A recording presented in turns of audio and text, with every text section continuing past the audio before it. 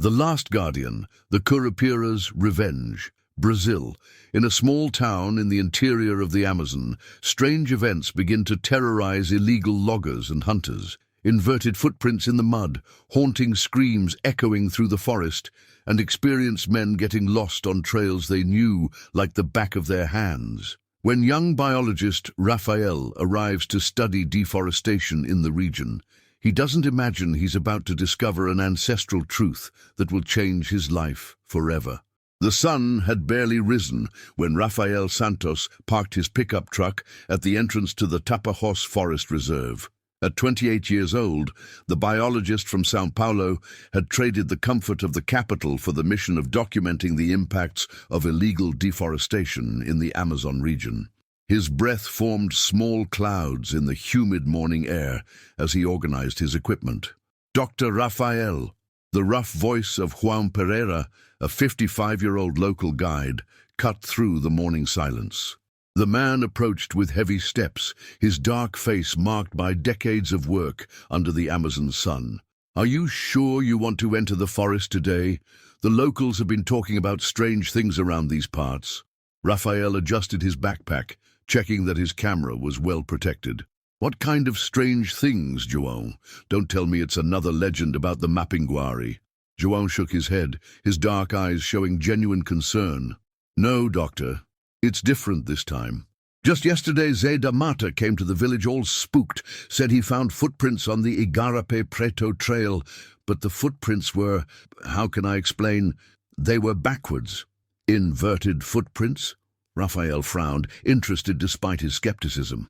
As a scientist, he had learned not to completely dismiss local reports. They often contained valuable information about regional fauna behavior. "That's right, and that's not all, Doctor. For 3 weeks now, the loggers from Colonel Mendez's sawmill have been disappearing in the forest. They go in during the morning and only return at dawn, all lost and spooked. They say they hear children's laughter echoing among the trees, but when they go looking, they find nothing." Rafael put his GPS in his shirt pocket and grabbed his notebook. "João, how many years have you known this region?" "I was born here, Doctor. My father was a rubber tapper, my grandfather too. I know every trail, every stream, every big tree in this forest, and I tell you one thing, I've never seen anything like what's happening now." The biologist made some quick notes. Although he didn't believe in supernatural explanations, he knew that changes in local fauna behavior could indicate important environmental imbalances. "Let's take a look. Can you take me to where Zé found these footprints?" João hesitated for a moment, looking at the dense vegetation ahead. "I can, Doctor, but promise me we'll be back before sunset. After dark, this forest is no place for civilized people." They entered the forest through a narrow trail, flanked by century-old trees whose canopies formed a green ceiling that filtered sunlight into golden rays. The air was heavy with humidity and the characteristic perfume of the Amazon forest, a mixture of wet earth, decomposing leaves, and wildflowers. After 40 minutes of walking, João stopped abruptly and pointed to the ground. "There, Doctor. Look at this." Rafael crouched down and carefully examined the marks in the wet mud. They were definitely human footprints, but there was something disturbing about them. The toes pointed backward, as if the person was walking backwards, but the depth and pattern of the marks suggested forward movement. "This is unusual," Rafael murmured, taking detailed photos with his camera. "Are you sure it's not some kind of animal track you don't recognize?" "Doctor, I know jaguar tracks, tapir, capybara, everything that lives around here. That there is a human footprint, just different." Rafael measured the footprints with a ruler and noted the dimensions. They were small, approximately the size of a 10-year-old child, but the depth indicated greater weight. "João, tell me about these local legends. What exactly do people say about the Curupira?" The guide crossed himself discreetly before answering. "My grandmother used to say that the Curupira is the protector of the forest, Doctor. He's the size of a boy, has red hair like fire, and feet turned backwards to confuse those who want to harm the forest. They say he protects the animals and trees from hunters and loggers." "And you believe that?" João looked around, as if afraid of being heard. "Doctor, I'm an educated man. I finished high school in the city. But there are things in this forest that science can't explain. My father always said, 'Those who respect the forest respects back. Those who disrespect—'" He left the sentence hanging.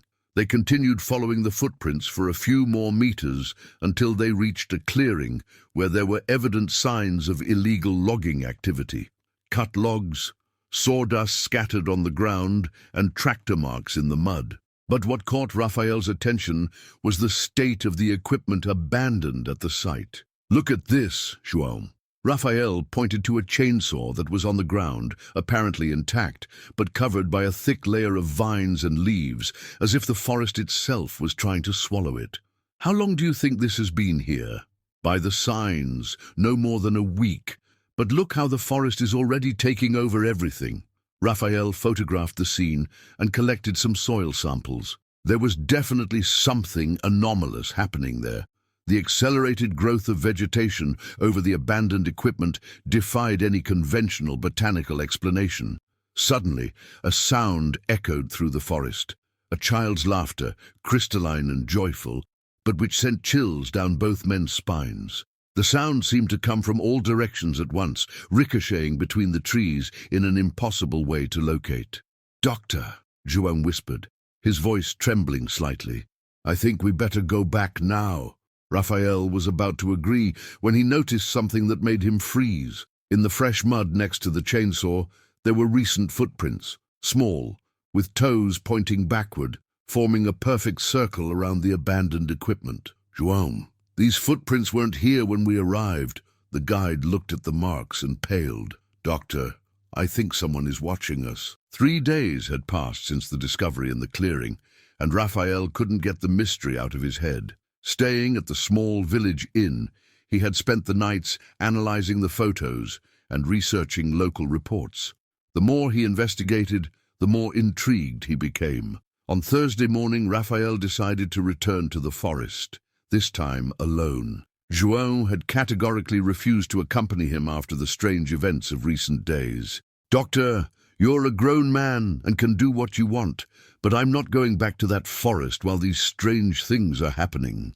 Equipped with GPS, camera and audio recorder, Raphael followed the familiar trail until he reached the clearing where they had found the abandoned equipment. To his surprise, the chainsaw had completely disappeared, and in the place where it had been, a small tree now grew that seemed to be years old. "This is impossible," he murmured to himself, documenting the scene. "A tree doesn't grow like this in 3 days. He decided to explore a secondary trail he hadn't noticed on the previous visit. The path was narrow and partially obstructed by low branches, but clearly used recently. After 20 minutes of careful walking, Raphael reached a part of the forest that seemed untouched by human action. The trees there were gigantic, some with trunks so wide that it would take 10 men with arms linked to embrace them. Sunlight could barely penetrate the closed canopy, creating an almost cathedral-like atmosphere. The silence was profound, broken only by the occasional dripping of water from leaves and the distant song of birds. It was then that Raphael heard footsteps. They weren't normal human footsteps. There was something different in the rhythm, the cadence. He hid behind a huge tree and waited, his heart beating strongly in his chest. The footsteps approached slowly, accompanied by a sound that Raphael took a few seconds to identify. Someone was whistling a simple and repetitive melody. When the figure emerged from the dense vegetation, Raphael had to contain a scream of surprise. It was a child, apparently about 10 years old, but there was something deeply disturbing about their appearance. Their hair was an intense red, almost orange, and shone with its own luminosity even in the forest's penumbra. The skin was bronzed, like someone who had spent their entire life outdoors, and the eyes were an impossible green, like liquid emeralds. But what shocked Raphael most were the child's feet. They were turned backwards, with toes pointing in the opposite direction to movement. The child walked normally forward, but their feet were inverted, creating the mysterious footprints he had found. The child stopped in the middle of the clearing and looked directly at the tree where Raphael was hiding. A playful smile formed on their lips. "I know you're there, city man," said the child, their voice clear and melodious, but loaded with an authority that didn't match their young appearance. "You can come out. I won't hurt you yet." Raphael hesitated for a moment, but his scientific curiosity overcame fear. He slowly emerged from behind the tree, keeping his hands visible and maintaining a non-threatening posture. "You are—" Raphael began, but the child interrupted him. "I am the guardian of this forest. My name is ancient, older than your city, older than your books. You call me Curupira, but that's just one of my names." Raphael felt a mixture of fascination and terror. His rational mind struggled to find a logical explanation for what he was seeing, but the evidence was right there in front of him. "You're real," Raphael whispered, more to himself than to the child. "As real as the trees you cut down, as real as the animals you kill, as real as the pain you cause to my forest." The Curupira's voice became more serious, and Raphael noticed that the temperature around seemed to have dropped a few degrees. "I'm a scientist," Raphael said, trying to keep his voice steady. "I'm here to study and protect the forest, not to destroy it." The Curupira studied him with those penetrating green eyes. "I know who you are, Raphael Santos. I know why you came here. But you need to understand that there are forces in this forest that your science cannot explain or control. How do you know my name? I know everyone who enters my domain. I know their intentions, their fears, their secrets." The Curupira began walking in circles around Raphael, their inverted feet creating a hypnotic pattern in the wet earth. "You want to protect the forest, but you don't understand that it already has a protector." Raphael tried to process what was happening. "The loggers who got lost, was that you?" A mischievous smile appeared on the Curupira's face. "They came here with chainsaws and tractors, wanting to cut down century-old trees to make furniture and paper. I just helped them get a little lost, to reflect on their actions, and the equipment that disappeared. The forest reclaimed them. Iron and steel returned to earth, as everything must return." The Curupira stopped walking and stared directly at Raphael. "But you're different. You came here with respect, with a desire to learn. That's why I'm talking to you." Raphael felt he was experiencing something that would change his understanding of the world forever. "What do you want from me?" "I want you to understand that this forest is not just a collection of trees and animals. It's a living, conscious being, and I am its voice. Men have forgotten how to listen to this voice, forgotten how to live in harmony with nature." The Curupira approached a gigantic tree and placed their small hand on its trunk. Immediately, Raphael heard a low, deep sound, like an ancestral whisper that seemed to come from the earth itself. "Can you hear it?" asked the Curupira. Raphael concentrated and, to his surprise, began to perceive something. Not exactly a sound, but a presence, a consciousness that permeated the entire forest around. It was as if each tree, each plant, each animal was connected in an invisible network of life and consciousness. "My God," Raphael whispered, "it's true. The forest is alive." In the days following the extraordinary encounter, Raphael found himself torn between his scientific training and the impossible reality he had witnessed. He had tried to record the encounter, but discovered that his electronic equipment had mysteriously failed during the entire conversation with the Curupira. Back at the inn, Raphael spent hours writing in his diary, trying to document every detail of the experience. But the more he wrote, the more he realized that words were inadequate to describe what he had experienced. João noticed the change in the biologist's behavior. "Doctor, you're different. Did something happen in the forest?" Raphael looked at the experienced guide, weighing his words carefully. "João, have you ever seen the Curupira?" The older man crossed himself instinctively.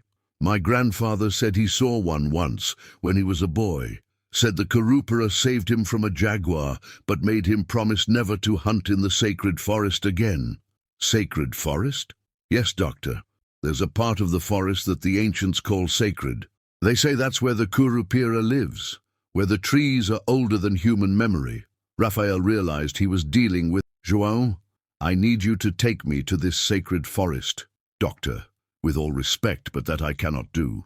My family has lived here for 5 generations, and we've always respected the boundaries. There are places that aren't for common people to step on. That night, Raphael was visited by vivid dreams. He saw himself walking through the forest, but this time he wasn't alone. The Curupira was beside him, showing him hidden secrets of the forest.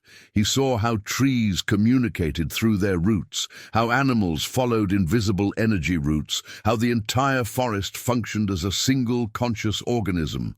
In the dream, the Curupira took him to a special clearing where a gigantic tree rose in the center, its roots extending for kilometers in all directions.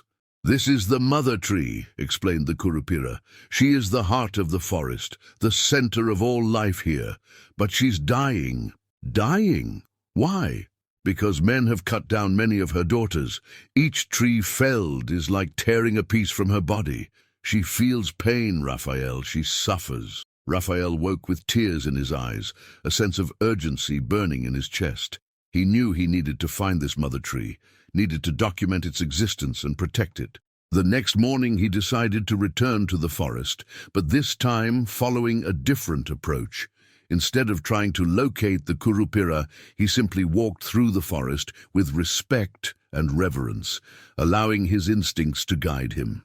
After hours of meditative walking, Raphael found himself in a part of the forest that seemed different from everything he had seen before. The trees here were colossal, some with trunks so wide they defied imagination.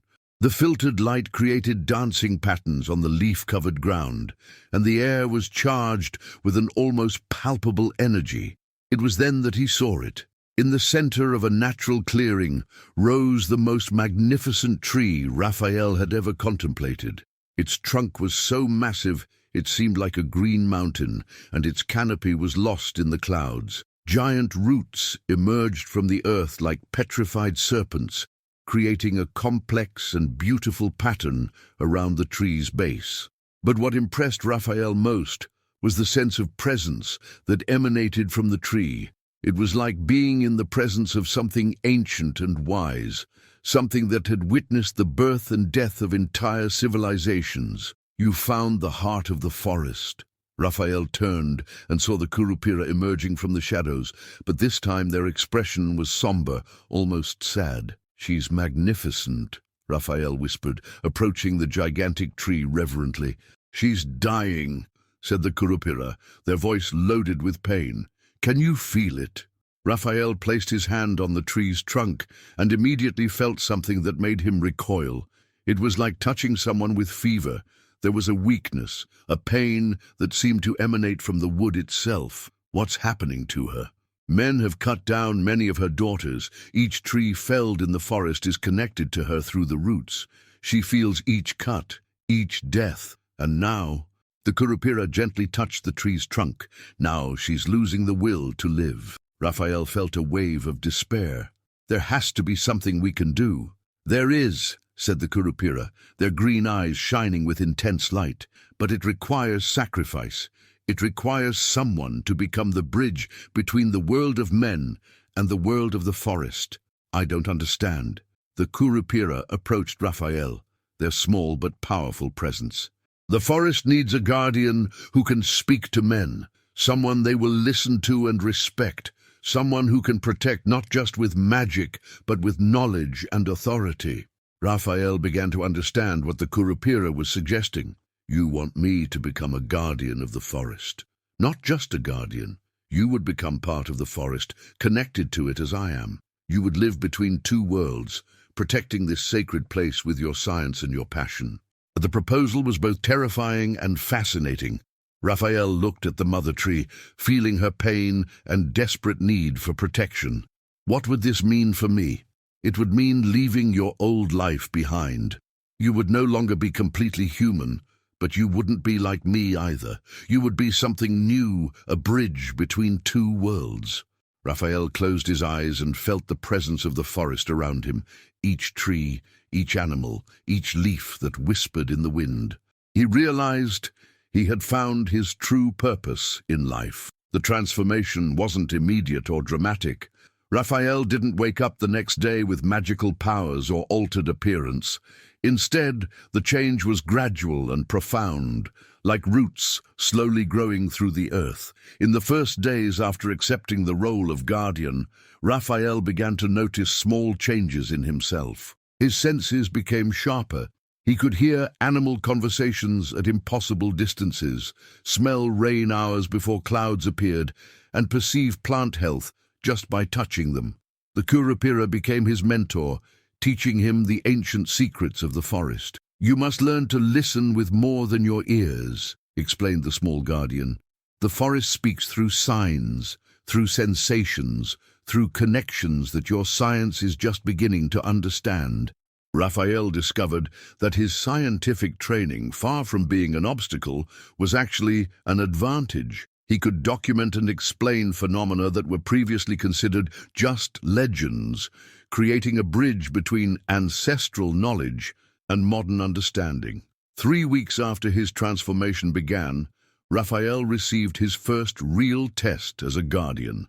João arrived at the inn on a Saturday morning, clearly agitated. "Dr. Raphael, there's a serious situation in the forest. Colonel Mendez brought a large team of loggers from outside. They're planning to cut down a huge area, including some of the oldest trees in the region." Raphael felt a wave of anger that surprised him with its intensity. It wasn't just his own indignation. It was as if the forest itself was reacting through him. "Where exactly are they working?" "Near the Igarape Preto Trail, Doctor. Very close to that area you've been visiting." Raphael knew he needed to act, but this time it wouldn't be just as a scientist protesting. He was now a guardian and had responsibilities that transcended his academic training. That night, Raphael met with the Curupira in the sacred forest. "They're approaching the mother tree," said Raphael. "We can't let this happen." "We won't let it," replied the Curupira, their green eyes shining with determination.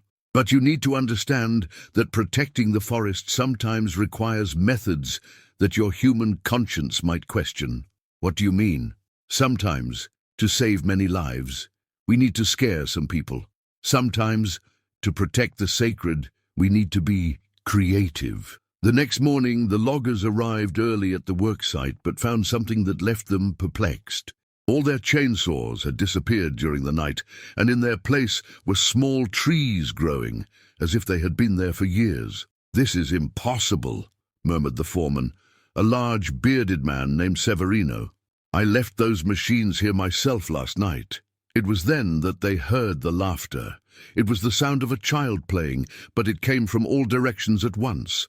The men looked around nervously, but couldn't locate the source of the sound. "Who's there?" shouted Severino. "This isn't a joke."